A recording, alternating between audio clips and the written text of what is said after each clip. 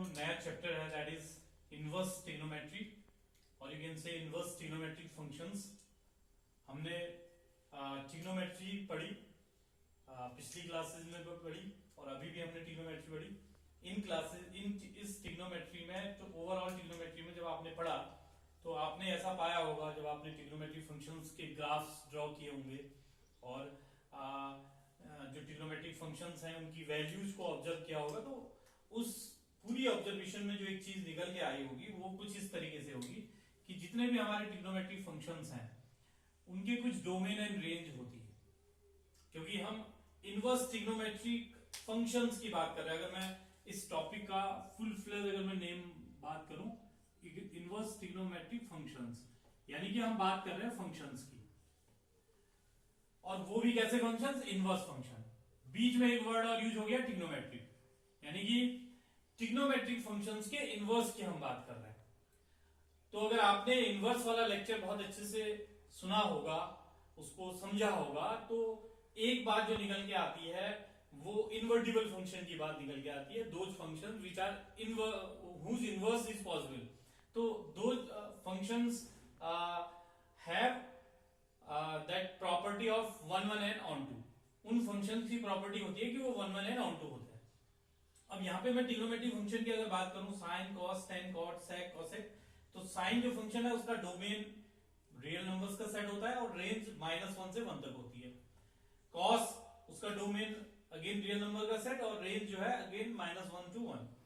10 की अगर मैं बात करूं तो उसका जो डोमेन है वो r माइनस रियल नंबर के सेट में से π/2 के जो ऑड मल्टीपल्स हैं उनको हम निकाल देंगे, क्योंकि उन पॉइंट्स पे ट्रिग्नोमेट्रिक जो 10 फंक्शन है वो डिफाइन नहीं होता, और इसका जो रेंज है वो रियल नंबर्स का सेट। फिर से same goes for cot sec and cosec, इस तरीके से डोमेन एंड रेंज मैंने लिखी हुई है। लेकिन इनमें से कोई भी फंक्शन ऐसा नहीं है जो इनवर्टिबल रादर जो 1 1 and onto। ये सारे के सारे फंक्शंस जो हैं वो मैनी वन फंक्शंस हैं, 1 1 फंक्शंस नहीं है। तो मैनी वन फंक्शंस है तो इसका मतलब इनवर्स कैसे इनका पॉसिबल होगा? तो ऐसे केसेस में इनके इनवर्स पॉसिबल नहीं है। तो इनवर्स होने के लिए हमें इनके डोमेन्स के सब डोमेन्स लेने पड़ेंगे। उन सब डोमेन्स में जो है ये इन्वर्टिबल होते हैं। जैसे अगर मैं साइन के लिए बात करूं तो जो रियल नंबर्स का सेट है, इस रियल नंबर के सेट की जगह हम जो इसके लिए जो डोमेन चूज करेंगे इन्वर्टिबल फंक्शन होने के लिए -π/2 से लेके π/2 तक का, इस पूरे इंटरवल में साइन की वैल्यू कभी भी रिपीट नहीं होगी। यानी कि इस पूरे इंटरवल में साइन जो है वो 1 1 and onto रहेगा। कॉस के लिए जो इंटरवल रहेगा दैट इज फ्रॉम 0 to π। अब इसमें समझिएगा -π/2 और π/2 भी इंक्लूड है, इसमें 0 और π भी इंक्लूड है। 10 फंक्शन के लिए मैं बात करूं तो इसका भी जो डोमेन है दैट इज फ्रॉम -π/2 to π/2। मैं ये जो डोमेन आपको बता रहा हूं ये इन्वर्टिबल फंक्शन होने के लिए है, और इसमें भी -π/2, इसमें -π/2 एंड π/2 इंक्लूड नहीं होंगे, बीच की सारी वैल्यूज इंक्लूड होंगी, बिटवीन जो भी वैल्यूज है। कॉट की अगर मैं बात करूं, और इसमें एक चीज और है कि 10 फंक्शन के केस में जब आप बात करेंगे -π/2 से π/2, ठीक है, तो -π/2 से π/2 आपकी वैल्यूज। कॉट फंक्शन की अगर मैं बात करूं तो इसमें जो वैल्यूज आएंगी those will be from 0 to π, और ये आएंगी ओपन इंटरवल में 0 to π। फिर 0 to π ओपन इंटरवल, अगर इसमें आप π/2 वैल्यू दें तो कॉट π/2 0, राइट। फिर सेक के लिए अगर हम बात करें तो इसका भी इंटरवल 0 to π/2 आएगा, लेकिन उस 0 to π/2 में एक वैल्यू जो नहीं डिफाइन होगी that will be 0 to rather π। जो वैल्यू नहीं डिफाइन हो पाएगी दैट इज π/2। π/2 को आपको एक्सक्लूड करना पड़ेगा क्योंकि π/2 पे सेक डिफाइन नहीं होगा। कॉसिक के केस में जो इंटरवल रहेगा दैट इज फ्रॉम -π/2 to π/2, लेकिन एक वैल्यू जिसपे डिफाइन नहीं होता है दैट इज 0। तो अब ये जो इनके नए डोमेन है, ये चाहे कॉसिक फंक्शन का ये हो, सेक का ये हो, कॉट का ये हो, टेन का ये हो, या कॉसेक का ये हो, या साइन का ये हो, कॉस का ये हो या साइन का ये हो, अब इन डोमेन्स में और विद दीज रेंजेस ये जो फंक्शंस हैं ये 1 1 and onto हो जाएंगे। अब इनके इनवर्स एग्जिस्ट कर सकते हैं। तो इसका मतलब जब इनवर्स होगा साइन इनवर्स फंक्शन के लिए ये जैसे साइन फंक्शन के लिए इधर से इधर हुआ, तो साइन इनवर्स के लिए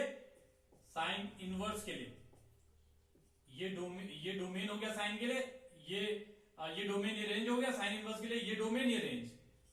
सेम गोज फॉर कॉस के लिए,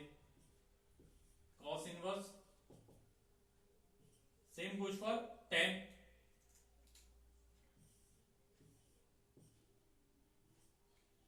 Tan inverse. Here this cot inverse. Here this sec inverse, and here this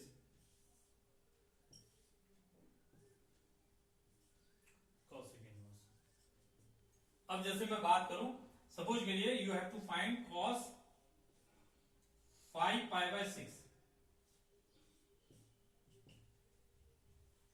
पहले sin 5 पाई बाय 6 की बात करूंगा. तो sin 5 pi by 6 sine inverse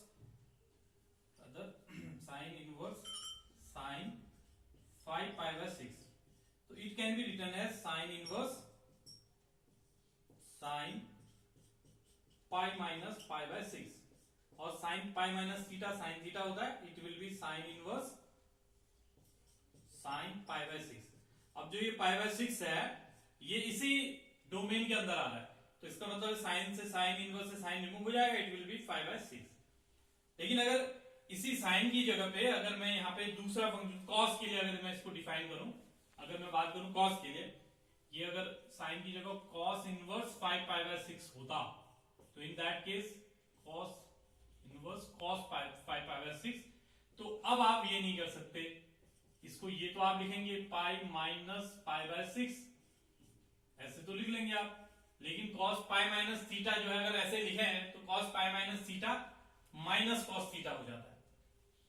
आप समझिए इसको, cos पाई माइनस थीटा जो है वो माइनस cos थीटा हो जाता है. तो it will be cos inverse, ये जो हमने लिखा 5 पाई बाय 6 तो लिखा, लेकिन ये हो जाएगा minus cos pi by 6.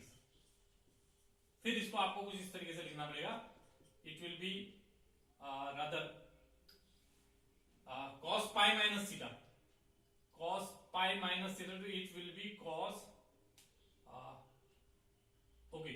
In case of this cos function, this 5 pi by 6, ये 5 pi by 6 सीधे सीधे इस इंटरवल में आ रहा है 0 to pi by 6.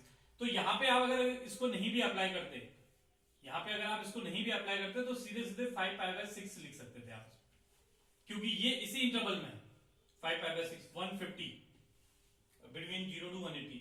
जबकि साइन के केस में माइनस पाई बाय 2 से पाई बाय 2 के बीच में नहीं आ रहा है, तो हमने इसको पहले कन्वर्ट करा, उसके उस पर्टिकुलर डोमेन में लेके आए हम इसको पाई बाय 6, तब हमने इसको कन्वर्ट करा. तो this is the way how you will solve this type of questions in case of inverse trigonometric functions.